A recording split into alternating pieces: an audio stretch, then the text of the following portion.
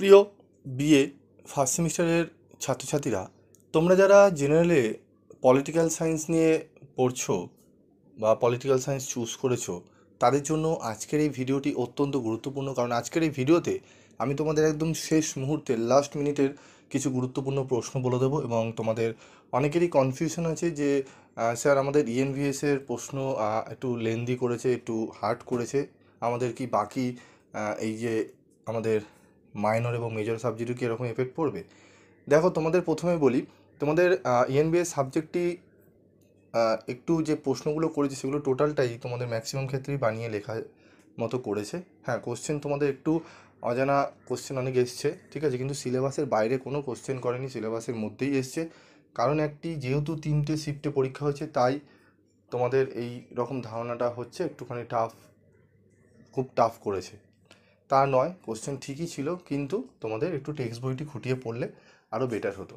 কিন্তু সেরকম প্রশ্ন তোমাদের মেজর এবং মাইনরে এই সাবজেক্টে প্রভাব ফেলবে না, কারণ এখানে তোমাদের কিন্তু জেনারেলে একটি পেপার সেটই হবে, ঠিক আছে, এখানে না ডে, মর্নিং, ইভিনিং এরকম কোনো ব্যাপার থাকছে না। তাই যে প্রশ্নগুলো তোমাদের এখানে বলবো, সে প্রশ্নগুলো একটু ভালো করে মনোযোগ সহকারে দেখবে তোমরা অনেকটাই উপকৃত হবে। এবং যে প্রিভিয়াস পরীক্ষাগুলো হয়ে গেছে সেগুলো এখন মাথা থেকে বার করে দাও, কারণ সামনে যে পরীক্ষাগুলো আসছে সেগুলো কিন্তু তোমাদের অন্য কলেজে গিয়ে পরীক্ষা দিতে হবে, এবং এগুলি কিন্তু অন্য কলেজের স্যার প্রফেসররা কিন্তু খাতা দেখবেন, ঠিক আছে। তো এই জিনিসটা কিন্তু তোমাদের মাথায় রাখতে হবে। তাই যে সাবজেক্টগুলো রয়েছে, কারো এডুকেশন থাকতে পারে, হিস্ট্রি থাকতে পারে, পলিটিক্যাল সায়েন্স থাকতে পারে, সোশ্যোলজি থাকতে পারে, যেই সাবজেক্টগুলো নিয়েছো সেই সাবজেক্টে এখন ফোকাস করো, ঠিক আছে। তো পলিটিক্যাল সায়েন্সের গুরুত্বপূর্ণ প্রশ্নগুলো বলার আগে তোমাদের একটু মার্কস ডিস্ট্রিবিউশনটা বলে দিই। তোমাদের অনার্স যাদের থাকবে, ঠিক আছে, যে অনার্সদের ক্ষেত্রে, তার আগে আমি জেনারেলদের ক্ষেত্রে একটু বলে নিই। জেনারেলদের কোশ্চেন প্যাটার্ন হচ্ছে 5টি প্রশ্ন দেওয়া থাকবে, 3টি প্রশ্ন করতে হবে। মডুল 1 থেকে 15 নম্বরে 3টি প্রশ্ন দেওয়া থাকবে, 2টি তোমাদের অ্যাটেন্ড করতে হবে। এবং মডেল 2 থেকে 3টি 15 নম্বরের প্রশ্ন দেওয়া থাকবে, 2টি অ্যাটেন্ড করতে হবে। টোটাল 15 নম্বরের 4টে প্রশ্ন তোমাদের কিন্তু করতে হবে, এবং 5 নম্বরে 3টি প্রশ্ন। তো প্রথমে আমি 5 নম্বর প্রশ্নগুলো বলে দিচ্ছি গুরুত্বপূর্ণ, তারপর আমি 15 নম্বর প্রশ্নগুলো নিয়ে আলোচনা করব। তো দেখো, 5 নম্বরের প্রশ্ন আমি তোমাদের বলবো যেগুলো, সেগুলো দেখো। যে কোনো 3টি প্রশ্নের উত্তর দাও 100 শব্দের মধ্যে। দেখে নাও, প্রথম প্রশ্ন হচ্ছে রাষ্ট্রবিজ্ঞানের প্রকৃতি আলোচনা করো। রাষ্ট্রবিজ্ঞানের প্রকৃতি আলোচনা করো, discuss the nature of political science. রাষ্ট্রবিজ্ঞানের পরিধি আলোচনা করো। প্রকৃতি ও পরিধি, এই দুটো প্রশ্ন কিন্তু মিস করেও তোমাদের কিন্তু 15 নম্বর আসতে পারে, তবে 5 করে আছে, তোমরা 5 করে মোটামুটি পড়ে নেবে। কিন্তু আমি বলবো একটু বেশি করে পয়েন্ট পড়ে রাখবে, যদি 15তে দেয় তোমরা মোটামুটি যেন 15তে লিখে নিতে পারো, ঠিক আছে, সেইভাবেই পড়বে। গণতন্ত্রের বৈশিষ্ট্যের আলোচনা করো বা ত্রুটিগুলি উল্লেখ করো। সার্বভৌমকতা তত্ত্ব আলোচনা করো। সার্বভৌমকতার একত্ববাদী তত্ত্ব সম্পর্কে টিকা লেখো। বহুত্ববাদী তত্ত্ব সম্পর্কে টিকা লেখো। এগুলো কিন্তু তোমাদের টিকা হিসেবে আসতে পারে, আবার 15 করেও আসতে পারে। বলতে পারে সার্বভৌমকতার একত্ববাদী ও বহুত্ববাদী তত্ত্বটি আলোচনা করো, মিক্স করে দিয়ে দিল, ঠিক আছে। তাই বারবারই বলছি, তোমরা যদি 15 হিসাবেও প্রশ্নগুলো পড়ে থাকো, 5-এ যখন দিয়ে দেবে তোমরা একটু ছোট করে আলোচনা করে দেবে, ঠিক আছে। কিন্তু 5 করে গেলে কী হবে, তোমাদের যদি 15তে দেয় তোমরা 5 এবং 5-এর উত্তরগুলো লিখলে তোমাদের 10 নম্বরের মতো উত্তর হয়ে গেল, ঠিক আছে, মানে 10 নম্বরের শব্দসীমার মধ্যে হয়ে গেল। তাই বলবো তোমাদের 15 নম্বরে কিন্তু 300 শব্দের মধ্যে করতে হবে। আর 5 নম্বরে যেগুলো আছে দেখো 100 শব্দের মধ্যে তোমাদের কিন্তু করতে হচ্ছে, তার মানে 200 শব্দের মধ্যে তুমি অ্যান্সারটা করলে তোমাদের কিন্তু ফুল মার্কস তোমরা পাবে না কখনোই, ঠিক আছে। এটা একটু মাথায় রাখবে, একটু শব্দটা বাড়িয়ে পড়বে তোমরা, তাহলে কী হবে, 15 নম্বর প্রশ্নতেও তোমরা লিখতে পারবে। আচ্ছা, তারপর হচ্ছে জন রলসের ন্যায় তত্ত্ব আলোচনা করো। জন রলসের ন্যায় তত্ত্ব আলোচনা করো, 10এও দিতে পারে, 5-এও দিতে পারে। এই 7টি প্রশ্ন। তারপর হচ্ছে 8-এর নাগরিকত্ব অর্জনের উপায় সম্পর্কে টিকা লেখো। জাতির ধারণা ব্যাখ্যা করো। গণতন্ত্রের ত্রুটি আলোচনা করো। আমি আগেও দিয়েছি।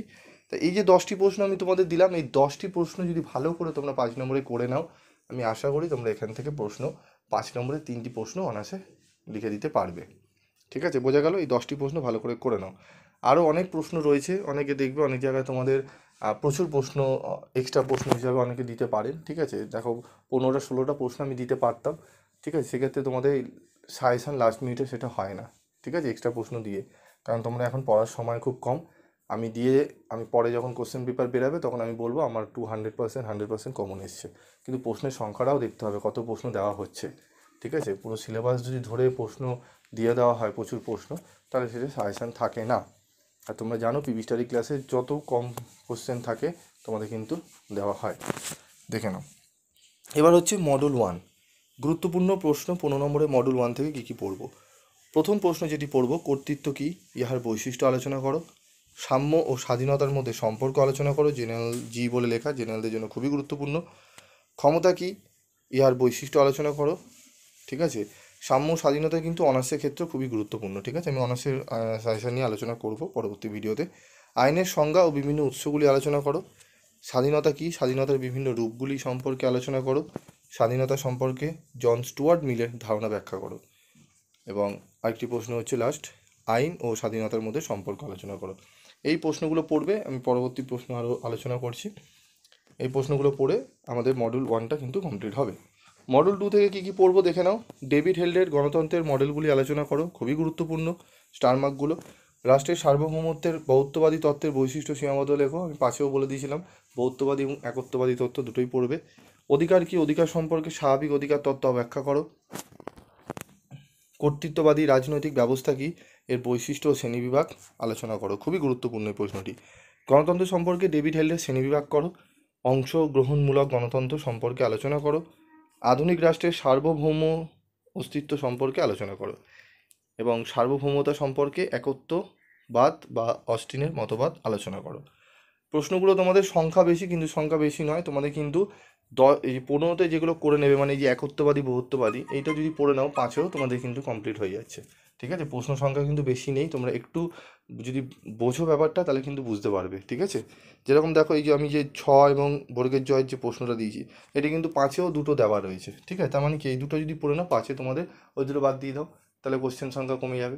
বুঝতে পারলে, ব্যাপারটা ভালো করে বুঝতে হবে। ঠিক আছে, তো এই যে প্রশ্নগুলো দিলাম, এই প্রশ্নগুলো ভালো করে রেডি করো, এবং কোনো প্রশ্নের যদি উত্তর তোমাদের প্রপার ঠিকঠাক না করা থাকে অবশ্যই তোমরা কমেন্ট বক্সে লিখে জানাবে, আমি তোমাদের উত্তর দিয়ে দেবো। ঠিক আছে, এবং তোমাদের সেকেন্ড সেমিস্টারে সাবজেক্ট কম্বিনেশান নিয়ে তোমরা অনেকেই ফোন করেছো, কমেন্টস করেছো, বলছো যে স্যার বা দাদা আপনি যদি সাবজেক্ট কম্বিনেশান নিয়ে যদি একটু আলোচনা করেন। দেখো এখন তোমাদের সেকেন্ড সেমিস্টারে সাবজেক্ট কী আছে না আছে ভেবে লাভ নেই।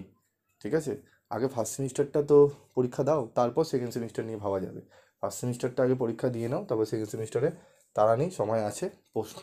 কটা সাবজেক্ট থাকবে, কি থাকবে না থাকবে সবই জানতে পারবে, সবই আলোচনা করে দেওয়া হবে, তোমরা পেয়ে যাবে। এখন ফার্স্ট সেমিস্টারটি একটু নিয়ে মাথাটা খাটাও সেখানে। ঠিক আছে, এবং হার্ড ওয়ার্ক তো করবেই, তার সাথে স্মার্ট ওয়ার্কটা খুব দরকার।